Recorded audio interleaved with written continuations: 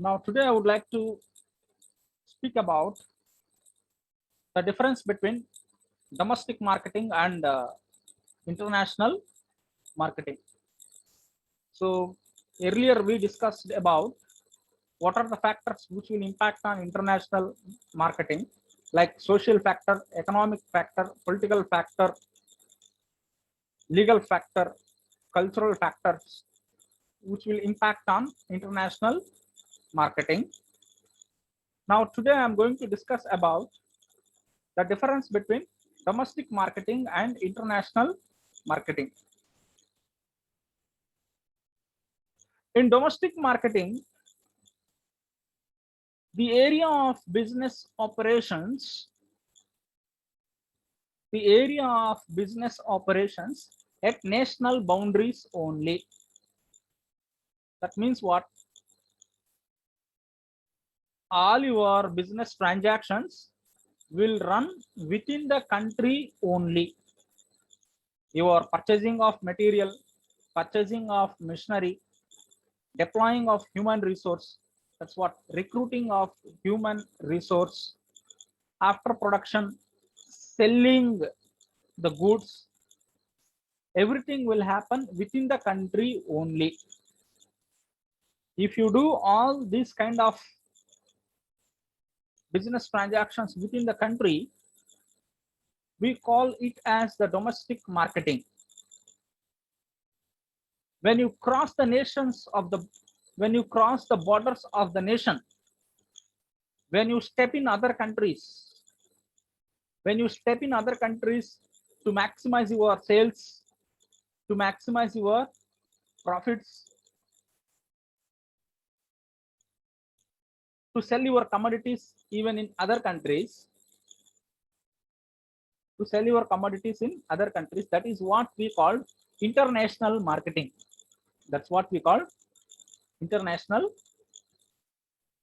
marketing. So in international marketing, what you are trying to do, in the sense, you are trying to cross the limits of borders of your nation. You are trying to step in other country to sell your commodities.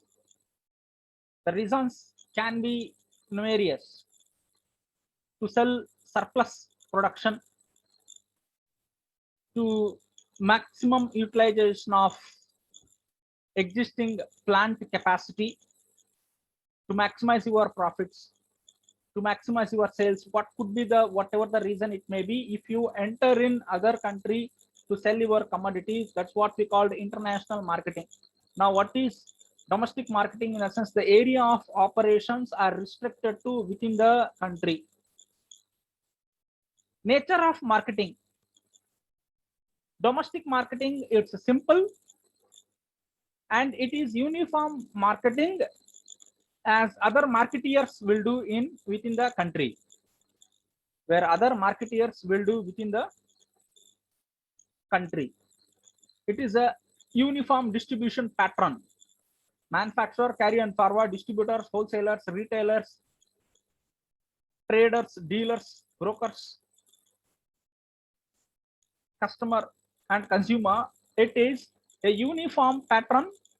Whatever we are following within the country, it is a uniform pattern. It is a simple to understand, simple to perform the transactions. But when we go for international marketing, you need to adapt the marketing practices which were being followed by other nations in their country. You need to understand the international distribution process, the international wholesaling process, the international channels of distribution. The channels of distribution may vary from one country to another country. The channels of distribution may be differ in USA. The channels of distribution may be differ in Australia. Likewise, the channels of distribution may be differ in Japan, France, Canada.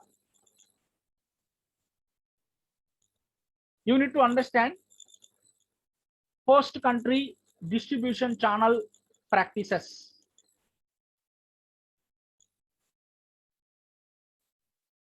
Right? When you go for domestic marketing, the scale of operations in small scale. The scale of operations is small scale. When you go for international marketing, a firm will go to international marketing whenever it has a scope of large scale production, when it has a desire to utilize the maximum capacity of production, when it has a desire to utilize the maximum production capacity, when it has a desire to sell their surplus commodities in other countries, when they have a desire to maximize their profits, maximize their sales, even in all circumstances, international marketing is possible when a firm is having large scale operations. When a firm is having large scale operations, when a firm can able to produce large amount of goods, huge amount of goods, then only there is a requirement to step in other countries. But when you are operating your business in small scale, it's not possible to enter in international market. You cannot meet the demand. You cannot meet the demand in international market because your firm is operating at small scale. Your firm is operating at small scale in the sense that it is better to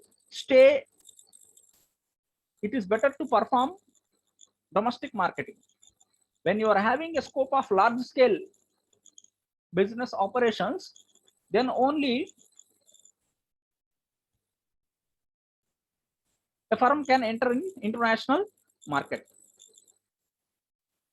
Methods of payment, there may be numerous methods of payment, but everything will be calculated only in rupees. Everything will be calculated only in rupees, right? When you're going to study the concept of this international marketing, you need to study the concept of exchange value. You need to study the concept of exchange value, the rupee value, the exchange value with respect to dollar. So because of in international marketing, everything will be calculated in terms of dollars, but not rupees.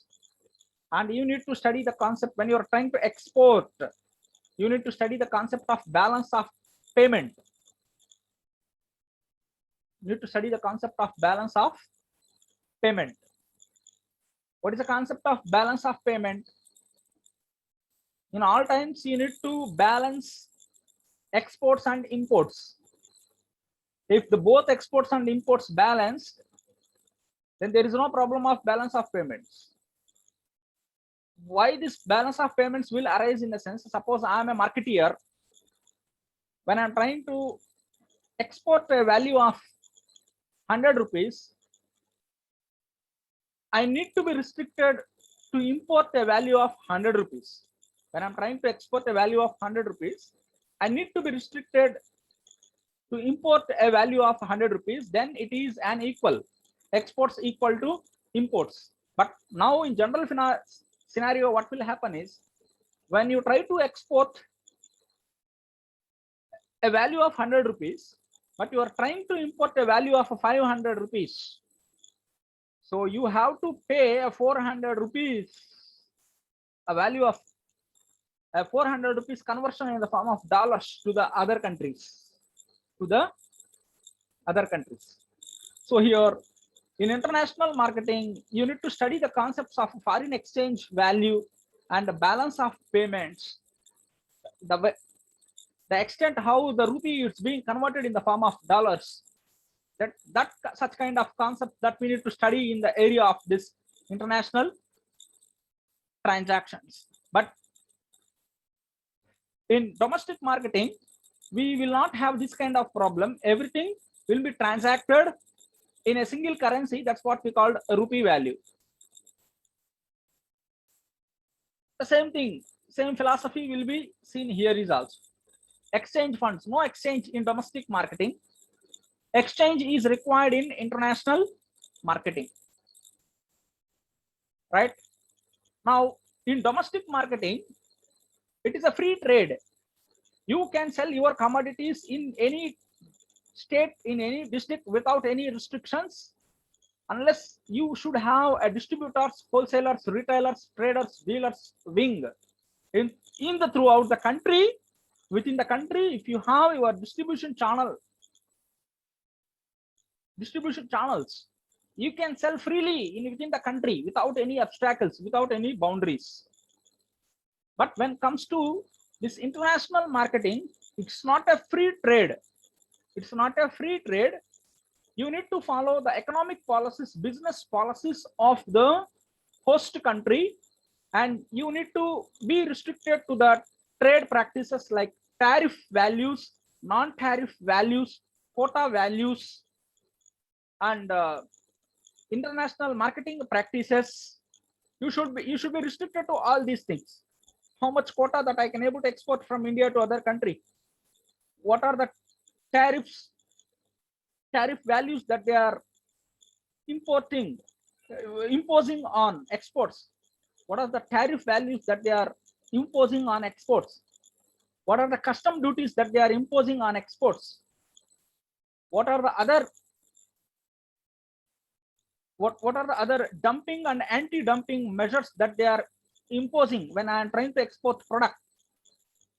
Dumping measures and anti-dumping measures that they are importing when I'm trying to export our product. So all these are the numerous concepts that I need to study when I'm going for exporting product from India to other countries. So that's the reason why international marketing, it's not a free trade. It's not a free trade. You need to follow so many economic policies, business policies, trade policies at international level, and certain tariff values, tariff amounts, non-tariff amounts, custom duties,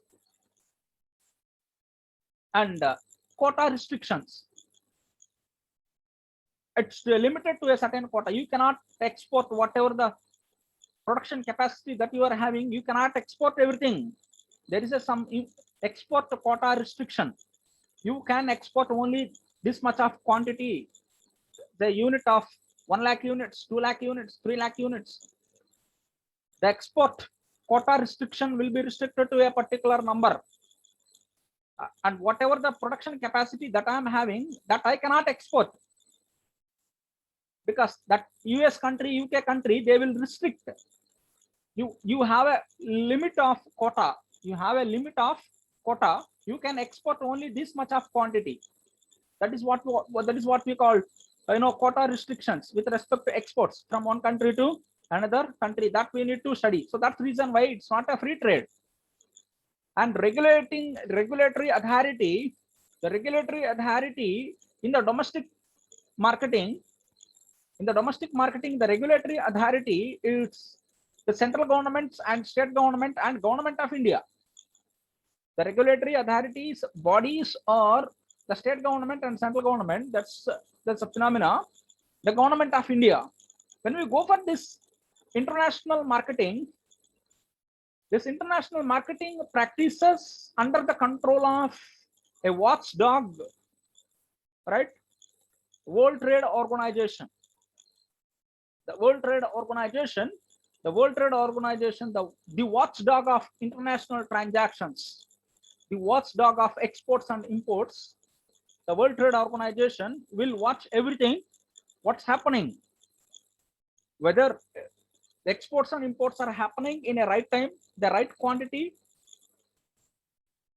with the right quality, and by following the trade policies, business policies, and economic policies, whether it is happening as per the norms. So it is a watchdog, right? And when you go for this domestic marketing, the rules and regulations and bylaws as per domestic rules of the nation. the rules and regulations, bylaws as per the domestic rules of the nation. But when you go for this international marketing, you need to follow the international laws. Your domestic law may not work out over there in international law, in international marketing. Because of this, international laws are different from domestic laws. You need to study the whole sum of this international laws. Right? And risk, with respect to the risk concept, this domestic marketing does not include a much risk, because you are not going for any sort of fund exchange. You are not going to exchange your currency, and even you are restricted to your logistics and supply chain, distribution, wholesaling, retailing process, everything within the country, everything within the nation.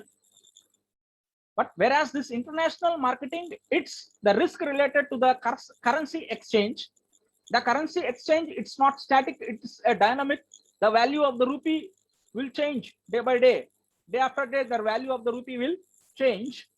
It includes a huge amount of risks with respect to logistics, the transportation, and with respect to the establishment of distribution channels, and having a joint venturing with the foreign nations with respect to distributions, wholesaling, and retailing concepts. It's a wholesome, it's all about a risky process, international marketing. When you talk about this, tariff regulations are not that much of strict, are not that much of stringent, are not that much of complicated with respect to the domestic marketing. But when it comes to the tariff regulations and imposition of various custom duties, imposition of quota restrictions, and imposition of so many other sorts of taxes, it's all about, it's a very big phenomena when you go for this international marketing.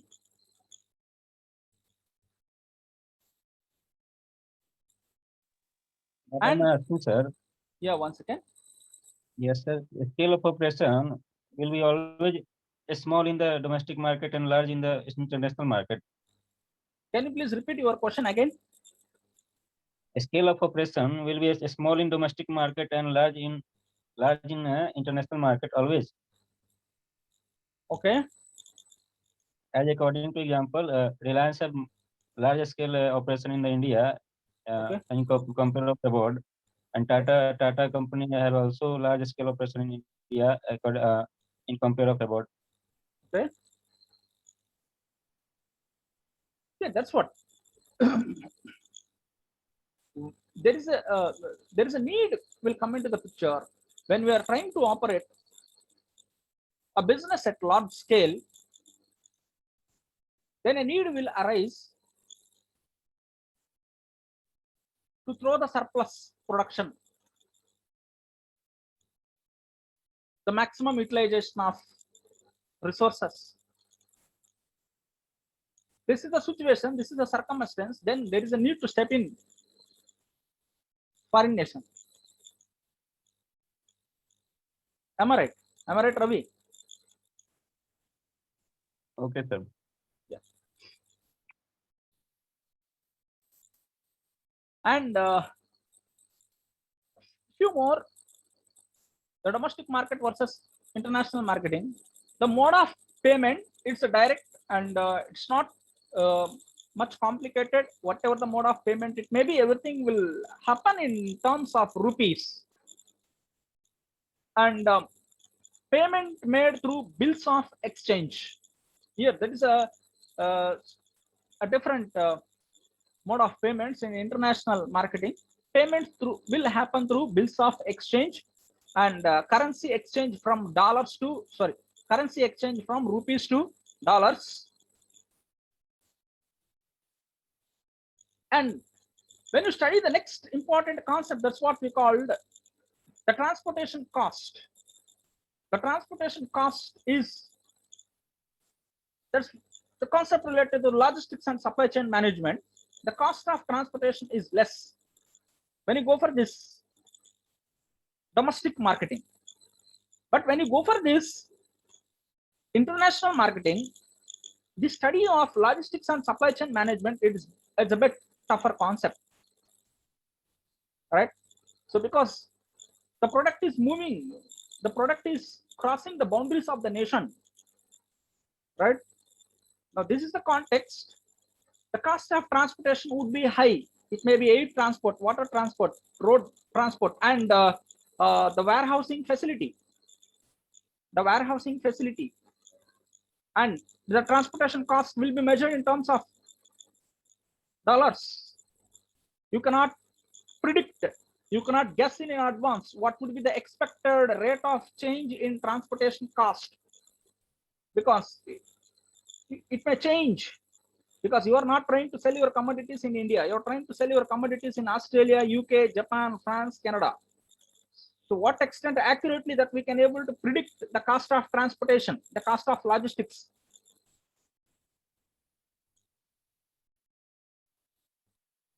The cost of logistics. That's a very big phenomena here. When competition is as domestic marketing, when you're trying to sell your commodity within the nation, the competition is, in fact, it is less, because you are not crossing the borders of the nation. You are restricting within the country. You are staying within the country. You are not crossing the borders of the nation. The competition is very low. When you go for the competition is very high with respect to the international marketing, because the so many marketers will come into the picture. They will come up with high standard quality products, the high standard quality products, and you need to stand at international competition. That is a scenario, that is a situation. So you have to face the high competition. You have to face the high competition over there.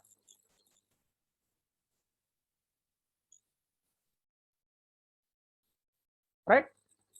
So all these are the various aspects that we need to study when we are going for international marketing.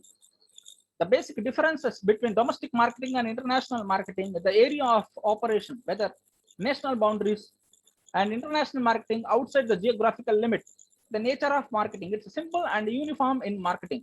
And international marketing, it's very complicated in nature. Marketing practices are not uniform. And in domestic marketing, the scale of operations are less, low, small scale. And in international marketing, the scale of operations at large scale, and method of payment at domestic marketing, payments will be direct. And international marketing, payments related to international transactions, foreign exchange, rupee exchange. Exchange funds in domestic market, exchange fund, no exchange funds. In international market, exchange is required. And domestic marketing, it's a free trade. International marketing, it's not a free trade. And domestic marketing will be under the control of Government of India, and international marketing under the control of World Trade Organization. And domestic marketing, we are following rules and regulations of the Government of India, but international marketing, you need to follow international law. And domestic marketing, it does not include much risk, whereas international marketing will include huge risk. And the tariffs and non-tariffs and the quotas and exchange duties are not that much of stringent, are not that much of strict in domestic marketing. But when you go for international marketing, it would be very strict guidelines that you need to follow over there. The mode of payment, it will happen through a direct mode of payment, that too it is in rupees. The mode of payment will happen through bills of exchange. The logistics cost is less in domestic marketing, whereas the logistics cost is high in international marketing. That you can able to face the low competition in domestic marketing, but you have to face the high competition in international marketing.